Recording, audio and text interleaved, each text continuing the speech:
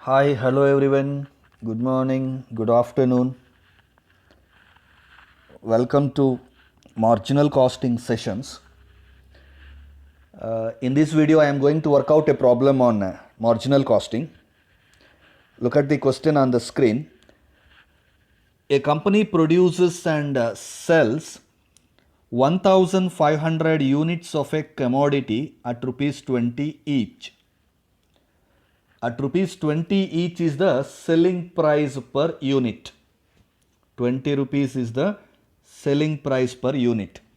How many units they are selling? 1500 units. That is the number of units sold. Number of units sold is 1500 units. Each unit they are selling at rupees 20. That is the selling price per unit. Now, the variable cost of production is 12 per unit. Variable cost is rupees 12 per unit. And fixed cost rupees 8000 per annum. Fixed cost rupees 8000 per annum. So, number of units sold ಕೊಟ್ಟಿದ್ದಾರೆ, selling price per unit ಕೊಟ್ಟಿದ್ದಾರೆ, variable cost per unit and fixed cost, total fixed cost per 1 year per annum ಅಂತ ಕೊಟ್ಟಿದ್ದಾರೆ, total fixed cost per year. ಇದಿಷ್ಟು information ಕೊಟ್ಬಿಟ್ಟು they have been asking 3 questions here. Number 1, profit volume ratio.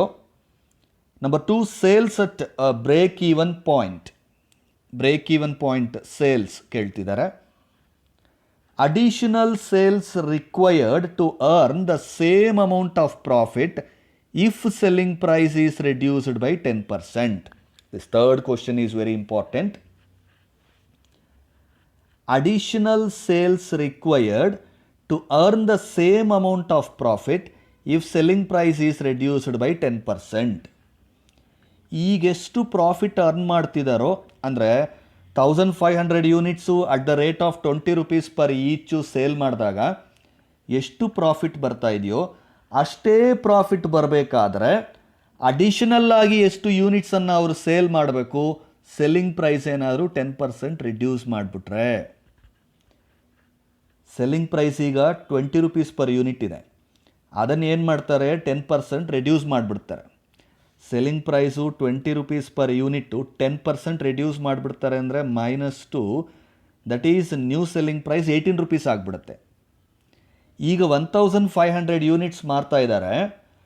Suppose selling price 18 rupeesಗೆ ಕಡಿಮೆ ಮಾಡಿಬಿಟ್ಟು same ಪ್ರಾಫಿಟನ್ನು ಅವರು earn ಮಾಡಬೇಕಾದ್ರೆ ಎಷ್ಟು extra additional ಯೂನಿಟ್ಸನ್ನು sale ಮಾಡಬೇಕಾಗತ್ತೆ ಅನ್ನೋ ಕ್ವಶನನ್ನು ಕೇಳ್ತಿದ್ದಾರೆ. ರೈಟ್. ಸೊ ಇದನ್ನು ಸಾಲ್ವ್ ಮಾಡೋದಕ್ಕೆ ಒಂದು ಸಣ್ಣ ಟೇಬಲ್ ಪ್ರಿಪೇರ್ ಮಾಡೋಣ.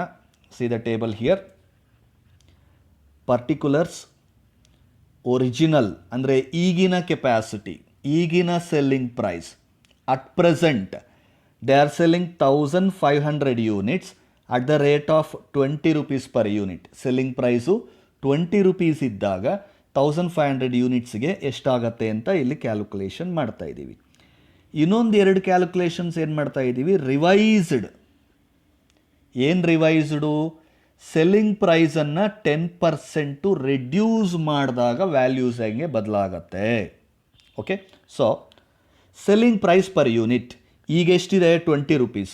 ಈಗ ನಂಬರ್ ಆಫ್ ಯೂನಿಟ್ಸ್ ಸೋಲ್ಡ್ ಎಷ್ಟು 1500. So 20 into 1500 that will come to 30,000 rupees. 30,000 rupees total sales ಆಗ್ತಾ ಇದೆ. ರಿವೈಸ್ಡ್ ಆಗಿ ಇಫ್ 20 rupees ಸೆಲ್ಲಿಂಗ್ ಪ್ರೈಸ್ -10% ಏನಾದರೂ ರೆಡ್ಯೂಸ್ ಮಾಡಿಬಿಟ್ರೆ ರಿವೈಸ್ಡ್ ಸೆಲ್ಲಿಂಗ್ ಪ್ರೈಸ್ ಏನಾಗುತ್ತೆ 20 - 2 18 ಆಗುತ್ತೆ. 10% ಅಂದರೆ 2 rupees. Existing selling price 20 rupees per unit. 2 rupees reduce ಮಾಡಿಬಿಟ್ರೆ 20 - 2 18 rupees will be the new selling price. ಅರ್ಥ ಆಗ್ತಿದೆಯಾ? ಈಗ ಸೆಲ್ಲಿಂಗ್ ಪ್ರೈಸ್ ಪರ್ ಯೂನಿಟ್ ಎಷ್ಟಿದೆ 20 rupees ಇದೆ. ಸಪೋಸ್ 10% ರಿಡ್ಯೂಸ್ ಮಾಡಿದ್ರೆ 20 rupeesಲ್ಲಿ 10% will be 2 rupees. So 20 - 2 18 rupees will be new selling price. ನಾವು variable cost per unit ಈಗ 12 rupees ಇದೆ. For 1500 units 12 rupees into 1500 that comes to 18,000 and variable cost ಇಲ್ಲಿ change ಆಗಲ್ಲ. So 12 rupees per ಯೂನಿಟೇ ಇರುತ್ತೆ ರಿವೈಸ್ಡಲ್ಲೂ ಕೂಡ. ಯಾಕೆಂದರೆ ಬರೀ ಸೆಲ್ಲಿಂಗ್ ಪ್ರೈಸ್ ಮಾತ್ರನೇ ಚೇಂಜ್ ಆಗ್ತಿರೋದು, ವೇರಿಯಬಲ್ ಏನು ಚೇಂಜ್ ಆಗ್ತಾ ಇಲ್ಲ. ಸೊ ಸೆಲ್ಲಿಂಗ್ ಪ್ರೈಸ್ ಮಾತ್ರ ಚೇಂಜ್ ಆಗುತ್ತೆ. ವೇರಿಯಬಲ್ 12 ರೂಪೀಸ್ ಹಾಗೇ ಇರುತ್ತೆ. ಈಗ ಸೇಲ್ಸ್ ಮೈನಸ್ ವೇರಿಯಬಲ್ ಕಾಸ್ಟನ್ನು ನಾವು ಸಬ್ಟ್ರ್ಯಾಕ್ಟ್ ಮಾಡಿಕೊಂಡ್ರೆ ಕಾಂಟ್ರಿಬ್ಯೂಷನ್ 20 ಮೈನಸ್ 12 8 ರೂಪೀಸ್ ಕಾಂಟ್ರಿಬ್ಯೂಷನ್ ಆಗುತ್ತೆ. ಅಮೌಂಟ್ ವೈಸ್ 30,000 ಮೈನಸ್ 18,000 12,000 ರೂಪೀಸ್ ನಿಮಗೆ ಕಾಂಟ್ರಿಬ್ಯೂಷನ್ ಆಗುತ್ತೆ. ರಿವೈಸ್ಡ್ ಪ್ರೈಸಲ್ಲಿ 18 sales minus 12 variable cost 18 minus 12 ಅಂದರೆ 6 rupees will be your contribution. ನೋಡಿ ಕಾಂಟ್ರಿಬ್ಯೂಷನ್ ಚೇಂಜ್ ಇದೆ. 20 ರೂಪೀಸ್ ಸೆಲ್ಲಿಂಗ್ ಪ್ರೈಸ್ ಇದ್ದಾಗ 8 ರೂಪೀಸ್ ಕಾಂಟ್ರಿಬ್ಯೂಷನ್, ಸೆಲ್ಲಿಂಗ್ ಪ್ರೈಸು ಕಡಿಮೆ ಆದಾಗ ಕಾಂಟ್ರಿಬ್ಯೂಷನ್ನು ಕೂಡ ಕಡಿಮೆ ಆಗುತ್ತೆ, 6 ರೂಪೀಸ್ ಆಗಿಬಿಡುತ್ತೆ. ಆ್ಯಂಡ್ ಫಿಕ್ಸೆಡ್ ಕಾಸ್ಟ್ 8,000, ಈಗಲೂ 8,000 ಆಮೇಲೂ 8,000 ಇರುತ್ತೆ, ಫಿಕ್ಸೆಡ್ ಕಾಸ್ಟ್ ಏನು ಚೇಂಜ್ ಆಗಲ್ಲ. So contribution minus fixed cost 12,000 minus 8,000, 4,000 will be the profit. ಈಗ ನಾವು ಸಂಪಾದನೆ ಮಾಡ್ತಿರೋ ಪ್ರಾಫಿಟ್ ಎಷ್ಟಪ್ಪ ಅಂದರೆ 4,000 ರೂಪೀಸ್. ಸೊ ಥರ್ಡ್ ಕ್ವಶನ್ ಏನು? To earn the same amount of profit. Same amount of profit ಅಂದರೆ ಎಷ್ಟು? ಈಗ 4,000 ಇದೆ, ಸೆಲ್ಲಿಂಗ್ ಪ್ರೈಸು ರೆಡ್ಯೂಸ್ ಮಾಡಿದ್ದಾದ ಮೇಲೆ ಕೂಡ ಅವರು 4,000 ರೂಪೀಸ್ ಪ್ರಾಫಿಟ್ ಮಾಡಬೇಕಂತೆ. ಈಗ ಸೆಲ್ಲಿಂಗ್ ಪ್ರೈಸ್ 20 ರೂಪೀಸ್ ಇದೆ, 4,000 ಪ್ರಾಫಿಟ್ ಸಂಪಾದಿಸ್ತಾ ಇದ್ದಾರೆ. ಸೆಲ್ಲಿಂಗ್ ಪ್ರೈಸನ್ನು 10% ರೆಡ್ಯೂಸ್ ಮಾಡಿಬಿಡ್ತಾರೆ, ಆಮೇಲೆ ಕೂಡ ಅವರಿಗೆ 4,000 ಪ್ರಾಫಿಟ್ ಬರಬೇಕಂತೆ. ಬರಬೇಕಾದ್ರೆ ಎಷ್ಟು ಯೂನಿಟ್ಸನ್ನು ಸೇಲ್ ಮಾಡಬೇಕು ಅಂತ ಕ್ವಶನ್ ಕೇಳಿದ್ದಾರೆ, ಅದನ್ನು ಆನ್ಸರ್ ಮಾಡೋಣ. ಈಗ let us come to the answers for one by one. First question, profit volume ratio, that is P V ratio. The formula we have contribution by sales into 100. ಸೊ original ವ್ಯಾಲ್ಯೂಸ್ಗೆ ತಗೊಳ್ಳಿ, revised ವ್ಯಾಲ್ಯೂಸ್ಗಲ್ಲ. Revised values only for question number 3. Revised values only for question number 3. I am repeating, revised values only for question number 3. ಯಾಕೆಂದರೆ question number 3ಯಲ್ಲೇ ಅವ್ರು ಹೇಳ್ತಿರೋದು selling price reduced by 10% ಅಂತ. ಹಾಗಾಗಿ first 2 ಕ್ವಶನ್ಸ್ಗೆ ನೀವೇನು ರಿವೈಸ್ಡ್ ವ್ಯಾಲ್ಯೂಸ್ ತಗೋಬಾರ್ದು. So contribution by sales ಒರಿಜಿನಲಲ್ಲಿ ಸ್ಟಾರ್ಟಿಂಗಲ್ಲಿ ಎಷ್ಟಿದೆ ನಿಮಗೆ? ಕಾಂಟ್ರಿಬ್ಯೂಷನ್ 12,000 ಇದೆ, ಸೇಲ್ಸು 30,000 ಇದೆ. So contribution by sales into 100, that is 12,000 by 30,000 into 100, you will get 40% or 0.40 as your profit volume ratio. Answer for first question. Profit volume ratio calculate ಮಾಡಿ ಅಂತ ಹೇಳಿದ್ದಾರೆ. ನಮ್ಮ ಹತ್ರ ಫಾರ್ಮುಲಾ ಇದೆ, ಕಾಂಟ್ರಿಬ್ಯೂಷನ್ ಬೈ ಸೇಲ್ಸ್ ಇಂಟು 100. ಈಗ ತಾನೇ ನಾವು workout ಮಾಡಿರೋ ಟೇಬಲಲ್ಲಿ ಕಾಂಟ್ರಿಬ್ಯೂಷನ್ ಇದೆ 12,000 rupees divided by sales 30,000 into 100. You will get P V ratio as 40% or 0.4. ಸರಿ, ಯೂನಿಟ್ಸಲ್ಲಿ ಮಾಡಿಕೊಂಡ್ರು ಸೇಮ್ ಬರುತ್ತಾ? ಎಸ್. ಕಾಂಟ್ರಿಬ್ಯೂಷನ್ 8 ರೂಪೀಸ್ ಇದೆ, ಸೆಲ್ಲಿಂಗ್ ಪ್ರೈಸ್ 20 ಇದೆ. ಸೊ 8/20 ಇಂಟು 100 ಮಾಡಿಕೊಂಡ್ರೂ ನಿಮಗೆ 40% ಬರುತ್ತೆ. Right. So that's the first question. Second ಕ್ವಶನ್ಗೆ break even point, break even point, break even point, sales at break even point. Units ಮತ್ತು ರುಪೀಸು ಎರಡರಲ್ಲೂ ಮಾಡೋಣ, ಏನೂ ತೊಂದರೆ ಇಲ್ಲ. Fixed cost divided by P V ratio ಮಾಡಿಕೊಂಡ್ರೆ ನಿಮಗೆ ಅಮೌಂಟ್ ಬರುತ್ತೆ. Sales value, break even point in sales rupees amount calculate ಮಾಡಬೇಕಾದ್ರೆ fixed cost divided by P V ratio. Fixed cost is 8,000. P V ratio just ನಾವು calculated 40%. So 8,000 by 40%, that means 8,000 by 0.40. You will get 20,000 rupees as the break-even sales. Break-even sales.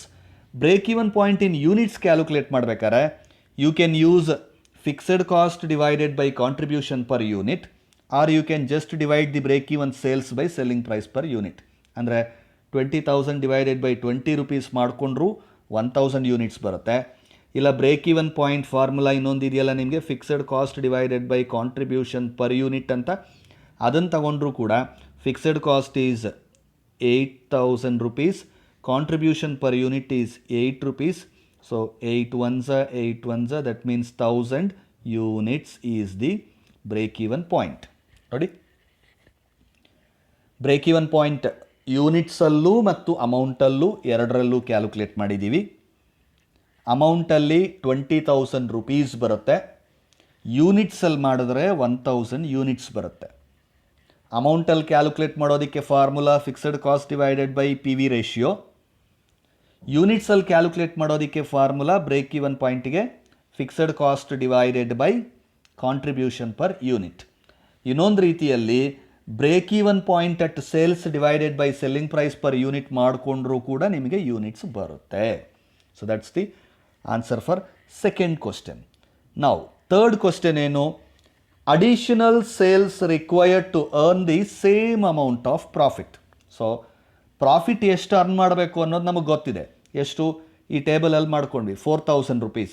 So 4000 rupees profit earn ಮಾಡೋದಕ್ಕೆ how much sales is needed? That means desired sales formula apply ಮಾಡಿಕೊಂಡ್ರೆ ಸಾಕು. ನಮಗೆ 4000 ರೂಪಾಯಿ ಲಾಭ ಬರಬೇಕಾದ್ರೆ ಎಷ್ಟು sales ಮಾಡಬೇಕು? So desired sales ಫಾರ್ಮುಲಾನ ಅಪ್ಲೈ ಮಾಡಿ. Number of units to be sold to earn same profit of 4000, that is fixed cost plus desired profit divided by contribution per unit.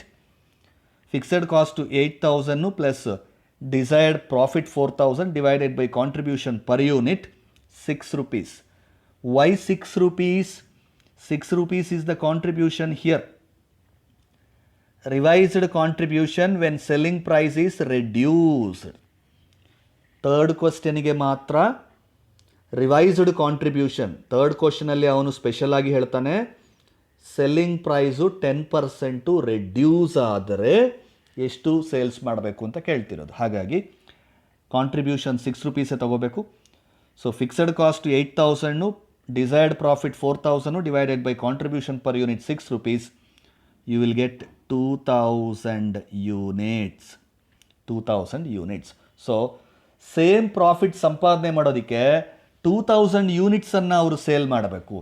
ಈಗ ಎಷ್ಟು ಯೂನಿಟ್ಸನ್ನು ಅವರು ಸೇಲ್ ಮಾಡ್ತಿದ್ದಾರೆ? 1500 ಯೂನಿಟ್ಸ್. ಅದೆಲ್ಲಿದೆ? ಕ್ವಶನಲ್ಲಿ ಮೆನ್ಷನ್ ಮಾಡಿದ್ದಾರೆ. Company produces and cells 1500 units.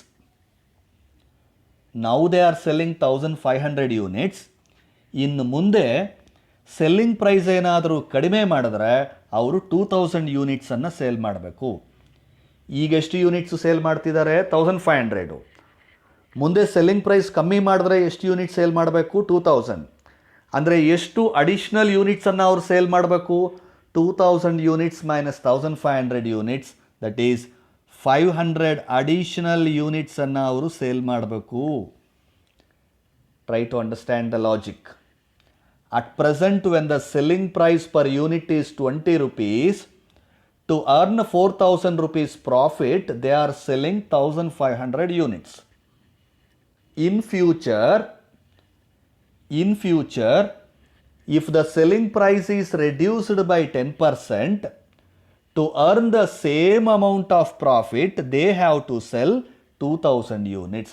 That means they have to sell 500 additional units to earn the same profit. ಈಗಿರುವಷ್ಟೇ ಲಾಭವನ್ನು ಮುಂದೆ selling price ಕಮ್ಮಿ ಆದಾಗಲೂ ಕೂಡ ಅವರು ಸಂಪಾದಿಸಬೇಕಾದರೆ ಈಗ ಸೇಲ್ ಮಾಡುವಂತಹ 1500 ಯೂನಿಟ್ಸ್ಗಳಿಗಿಂತ ಇನ್ನೊಂದು 500 ಯೂನಿಟ್ಸ್ ಎಕ್ಸ್ಟ್ರಾ ಸೇರಿಸಿ ಸೇಲ್ ಮಾಡಬೇಕು. ಟೋಟಲ್ 2000 ಯೂನಿಟ್ಸನ್ನು ಅವರು ಸೇಲ್ ಮಾಡಿದ್ರೆ ಪ್ರಾಫಿಟ್ ಅವರಿಗೆ 4000 ಬರುತ್ತೆ. That's the answer for third question. Try to understand the logic and if you have any questions please feel free to contact me.